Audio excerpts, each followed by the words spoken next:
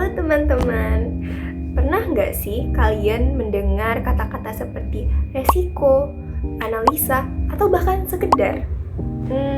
Tahu nggak, ternyata itu semua salah loh. Hari ini kita bakal ngobrol mengenai penggunaan bahasa baku di kalangan masyarakat dan generasi muda. Karena banyak sekali nih masyarakat yang mulai jarang menggunakan bahasa Indonesia yang baik dan benar. Kalian penasaran gak sih? Jadi harus ditonton terus ya videonya.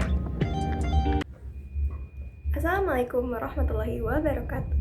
Perkenalkan, saya Sepia Azhara dari Fakultas Kedokteran Program Studi Kedokteran Gigi dengan NIM 04031182530003. Video ini saya buat sebagai bagian dari tugas mata kuliah Bahasa Indonesia yang diampu oleh Bapak Ridho Andi Sucipto, MPD. Dalam video ini, saya akan membahas mengenai topik yang sangat menarik dan penting, yaitu penggunaan bahasa baku di masyarakat dan generasi muda saat ini, yang akan saya kaitkan dengan berbagai contoh kata-kata yang sering salah digunakan, serta bagaimana cara kita memperbaikinya sesuai dengan kaidah bahasa Indonesia yang baik dan benar. Semoga video ini bisa menambah wawasan kita semua tentang pentingnya berbahasa Indonesia dengan tepat, khususnya dalam konteks akademik maupun profesional. Yuk, langsung saja kita masuk ke pembahasannya. Oke nih guys, sebelum kita membahas lebih jauh tentang penggunaan bahasa baku di kalangan masyarakat dan generasi muda, kita tuh harus tahu banget gak sih apa itu bahasa baku? Kalian udah tahu belum nih? Kalau kalian belum tahu, simak terus ya. Bahasa baku adalah bentuk bahasa Indonesia yang sesuai dengan kaidah tata bahasa dan ejaan yang disempurnakan alias EYD. Biasanya bahasa baku digunakan dalam situasi formal seperti saat menulis artikel, laporan, surat resmi, bahkan pidato.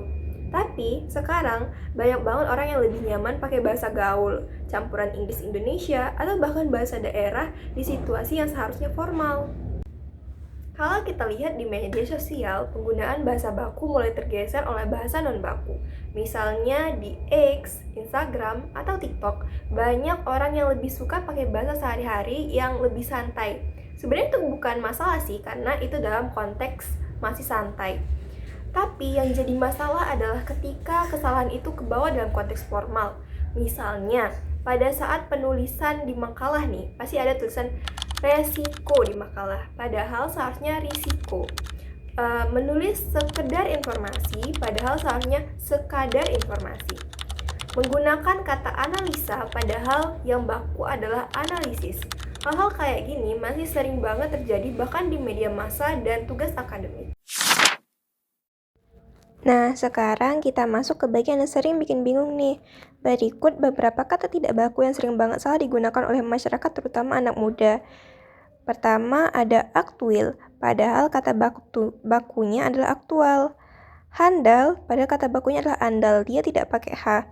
Penulisan asik, padahal sebenarnya dia ada tambahan Y, ini asyik. Otentik, harusnya bukan pakai O, tapi autentik.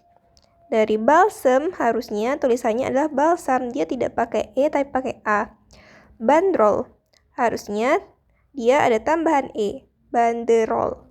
Bazar, dia kalau tidak baku ada kelebihan 2A, padahal sebenarnya hanya ada 1A, ini bazar.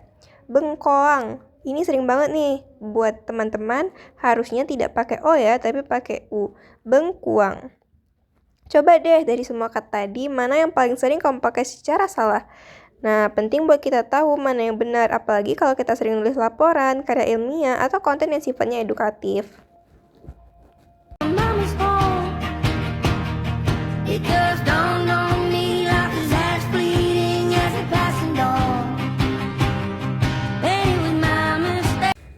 Oke, mungkin banyak dari kalian berpikir nih, toh orang tetap paham dengan apa yang kalian sampaikan meski salah nulis sedikit. Iya, tapi jangan lupa, di dunia akademik dan profesional, ketelitian dalam berbahasa mencerminkan kualitas kita. Bahasa yang benar sama dengan komunikasi yang jelas dan kredibel. Saat kamu menulis surat lamaran kerja, proposal, atau skripsi, kesalahan kecil bisa berdampak besar. Jadi, pakai bahasa baku bukan berarti kaku, tetapi justru menunjukkan kamu punya pengetahuan dan kemampuan komunikasi yang baik. Kesimpulannya teman-teman, bahasa baku itu bukan soal formal, tapi soal komunikasi yang tepat. Dengan tahu, kita jadi bisa membedakan kata baku dan tidak baku. Kita bisa jadi penulis, pembicara, atau komunikator yang lebih baik. Mulai dari hal kecil seperti caption di Instagram, tugas sekolah, sampai surat penting. Yuk kita biasakan penggunaan bahasa Indonesia yang baik dan benar. Kalau kamu suka konten edukatif, jangan lupa di like dan komen ya. Sampai jumpa di video selanjutnya. Tetap semangat dan cinta bahasa Indonesia. Bye-bye!